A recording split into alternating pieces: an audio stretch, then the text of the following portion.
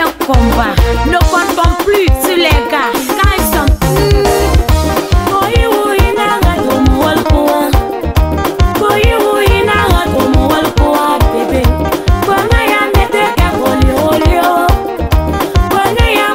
Bonsoir aimables téléspectateurs, bienvenue dans votre magazine Les réalités de vos quartiers. Les réalités de vos quartiers est un magazine qui parle des problèmes de vos quartiers.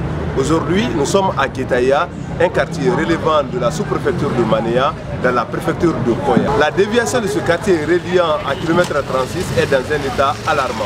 Pour plus de détails, suivez ce magazine réalisé par l'ensemble de la rédaction de Lola TV.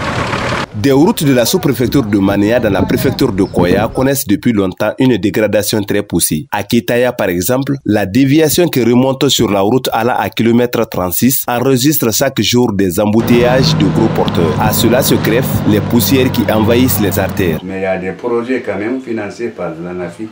Chaque année, on programme des ouvrages par priorité. Donc, en fonction des moyens de la commune, c'est la commune qui développe, ce n'est pas le quartier ni le secteur.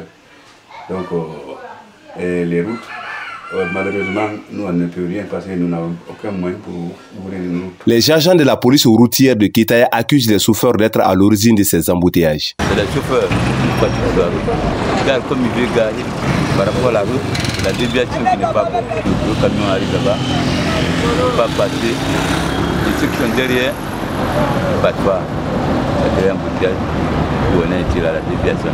Ce que je peux dire à tout le monde, surtout les chauffeurs, ils se comportent bien sur la route. Ils ne veulent pas qu'on le contrôle. Quand tu veux pour le contrôler, avant que tu donnes les documents, avant le téléphone il te donne. Donne les documents, après tu donnes le téléphone, dès que tu vas intervenir, on laisse, on ne voit pas les documents, tu donnes le téléphone. Donc on prend le téléphone, on ne refuse pas le téléphone. La traversée de ces nuages de poussière et le manque de projets de réhabilitation fatiguent les usagers de ces routes. Les sont énormes ici.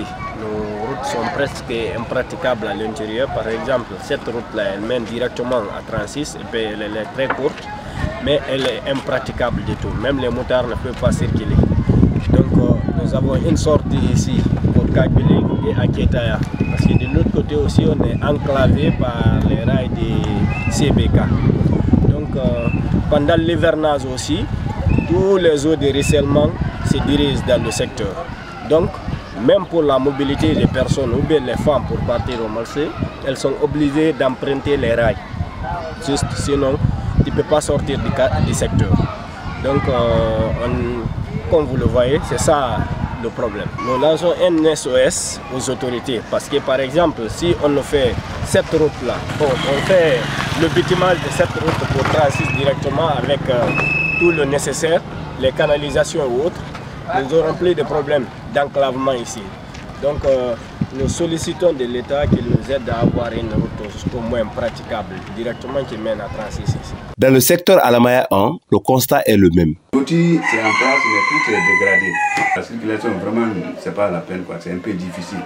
Parce que l'accès est pratiquement impossible. En saison hivernale, les populations rencontrent d'énormes difficultés, notamment le délabrement des chaussées, mais aussi la circulation des eaux de ruissellement qui rendent la piste impraticable. Pendant la saison pluvieuse, on ne peut même pas passer, même pour descendre, pour marcher.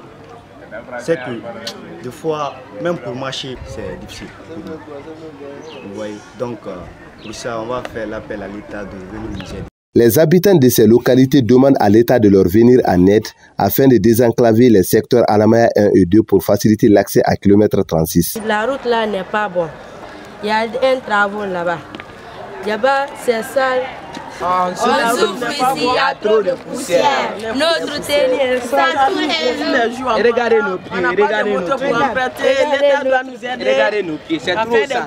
Les camions qui transportent les ordures se raréfient dans ces localités à cause du mauvais état des routes. Les populations sont obligées de brûler ces ordures. Malgré cela, des tas d'ordures sont visibles par endroits. Ce que j'ai vu ici, dans la plupart des foyers, ils rassemblent les ordures et en un endroit, finalement, ils mettent du feu et ça brûle. La fumée là, ça a des impacts négatifs sur la population. Oui, il y a même ces foyers ici, les habitants qui brûlent même les pneus. Oui, et ils ne tiennent pas compte de la conséquence